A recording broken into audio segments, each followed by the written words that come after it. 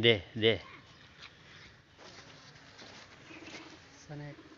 Okay हो गया। देखो भाई सरफराज साहब ने ये सांप पकड़ा है और बिल्कुल जिंदा है अभी। ये मारा नहीं, ये इनकी महारत है जो ऐसे इसने पकड़ा है। एहतियात से भाई देखना, ये आजकल जो यहाँ ईट स्टॉक पड़ी हुई है ना, उसमें अक्सर ये नीचे ठंडी जगह पे बैठे होते हैं। तो हमारा भाई ये एहतियात से ईंट उठाया करें। ये देखें इधर ये थोड़ा सा ईंट थी तो इसके नीचे बैठा हुआ था, तो अभी हमने फिलहाल इसको थोड़ी सी ईंट मारी है तो चोट लगी।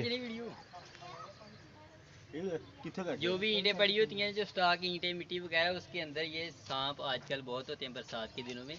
ये आपने गौर से उठानी है। हम भी ये ईंट उठा रहे थे, इसके नीचे यहाँ पे सांप हमें मिला है।